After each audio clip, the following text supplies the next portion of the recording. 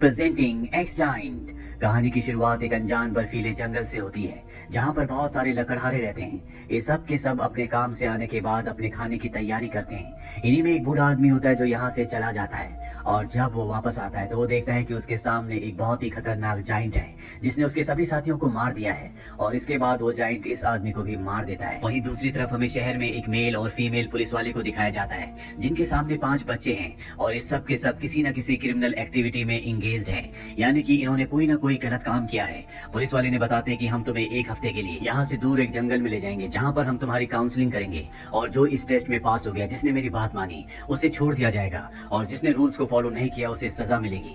अब ये सब के सब यहाँ से गाड़ी में जंगल की तरफ बढ़ चलते हैं। तभी रास्ते में इन्हें बूढ़ा आदमी दिखता है जो अजीब तरीके से देख रहा होता है। इन्हें कुछ भी समझ में नहीं आता और अब एक जगह पहुंच जाते हैं जहाँ पर मेल पुलिस ऑफिसर इन सबको इनके टेंट देता है और कहता है कि तुम्हें इसी में रहना होगा।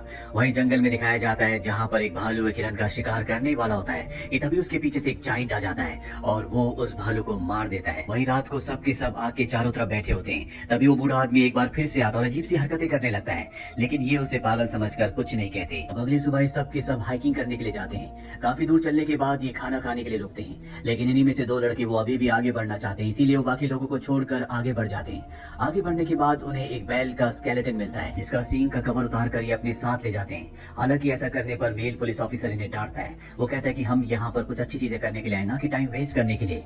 वहीं हमें उस जाइंट को दिखाया जाता है जिसने भालू को मारा था।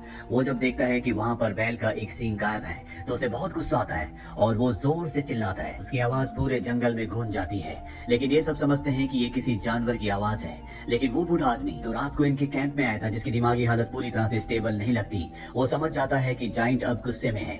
जाइंट अब उन लोगों को ढूंढने के लिए निकल पड़ता है जिसने उसका सींग चुराया है और कुछ ही देर बाद वो इनके सामने आ जाता है। सबसे पहले वो इनमें से एक लड़की को मार देता है और इसके बाद वो मेल पुलिस ऑफिसर को भी। अब जितने भी बाकी लोग बचे हुए वो सब के सब अपनी जान बचाने के लिए भाग रहे होते हैं। वहीं शहर में सीबी के पिता को दिखाया जाता है। उन्हें पता चल जाता है कि जिस पुलिस ऑफिसर के साथ उसने अपनी बेटी को काउंसलिंग के लिए भेजा है, पहले भी वो कई बच्चों को ले गया था, जिसमें एक बच्चे की मौत भी हो गई थी क्योंकि वो बच्चों को बहुत बुरी तरह से टॉर्चर करता है। ये सुनकर सीबी के पिता बहुत परेशान हो जाते हैं और वो अपनी बेटी को वापस लाने के लिए जंगल की तरफ बढ़ चलते हैं। वहीं जंगल में दिखाया जाता है कि ये पांचों के पांचों उस जाइंट से भाग रहे होते हैं और अब ये किसी भी तरह से इस जंगल से भागना चाहते हैं। लेकिन जिस गाड़ी से ये यहाँ तक आए थे उसकी चाबी मेल पुलिस ऑफिसर के पास थी जिसे जाइंट ने मार दिया है। लेकिन इन्हीं में एक लड़का होता है जो बिना चाबी के गाड़ी को स्टार्ट करने की कोशिश करता है, लेकिन वो ऐसा नहीं कर पाता।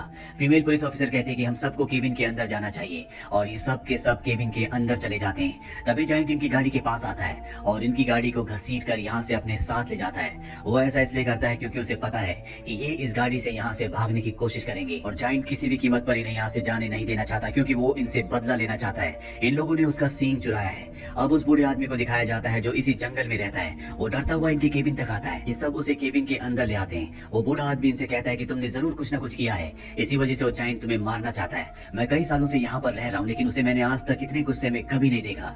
तब ये उस बूढ़े आदमी को सींग दिखाते जो इनके पास था, जो ये जंगल से लेकर आए थे। उस सींग को देखने के बाद ये बूढ़ा आदमी ने कहानी सुनाता है। वो कहता है कि इस जंगल में आज से कई साल पहले एक गाँव हुआ करता था जहाँ पर एक परिवार के घर एक बच्चे ने जन्म लिया जो दूसरे बच्चों की तरह नहीं था। वो बहुत जल्दी जल्दी बढ़ रहा था। दरअसल वो एक जाइंट प्रवृत्ति का बच्चा था। उसके बड़े बड़े हाथ पैर और बड़े शरीर को देखकर कोई भी उससे दोस्ती नहीं करता था, इसीलिए उसने एक बैल के साथ दोस्ती कर ली।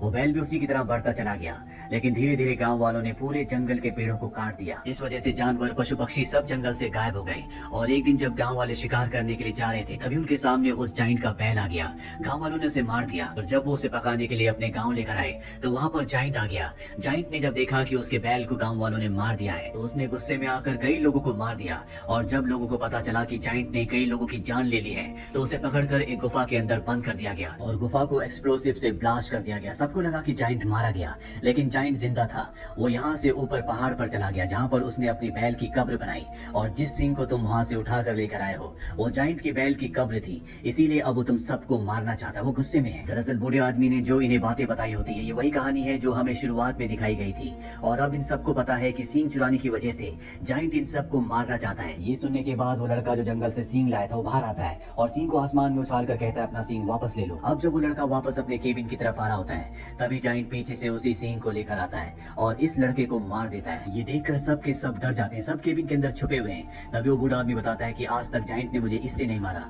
क्योंकि वो गाँव की एक लड़की से प्यार करता था, लेकिन वो लड़की कभी उसे प्यार नहीं करती थी और मेरी शक्ल उसी लड़की से मिलती है।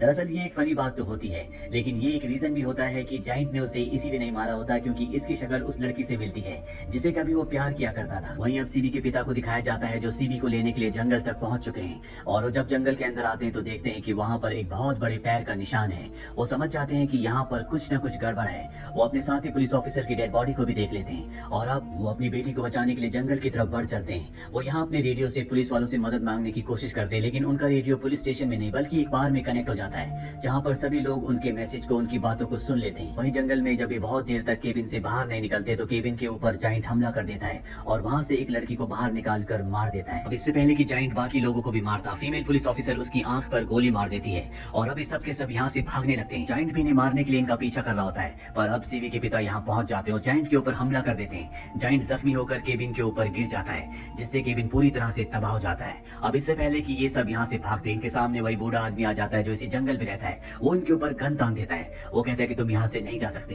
क्योंकि अगर ये चले गए तो जाइंट का गुस्सा शांत नहीं होगा। तभी इन्हीं में से एक लड़का उसकी गन पकड़ लेता है और वो बूढ़ा आदमी गोली चला देता है जिससे उसकी मौत हो जाती है और अब जाइंट वापस से खड़ा हो जाता है। वो इनकी तरफ अपनी कुल्हाड़ी फेंकता है और कुल्हाड़ी बूढ़े आदमी को लगती है जिससे उसकी मौत हो जाती है। सीबी, उसके पिता और फीमेल पुलिस ऑफिसर यहाँ से भागते हैं। वो गाड़ी से यहाँ से निकल जाते हैं, लेकिन जाइंट अब भी उनके पीछे आ रहा होता है। सीबी के पिता गाड़ी के पीछे बैठकर उसे गोलियां मार रहे होते हैं, लेकिन उस पर गोलियों का असर नहीं होता।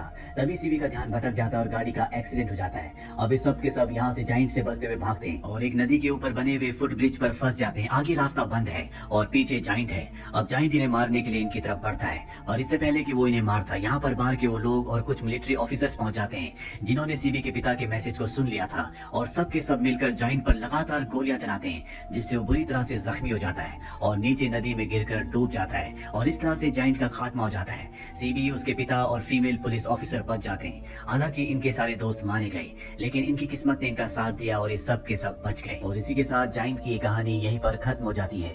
ये मूवी ईयर 2013 में रिलीज हुई थी। IMDb पर इसकी रेटिंग है 3.5। उम्मीद करते हैं कि ये कहानी आपको पसंद आई होगी।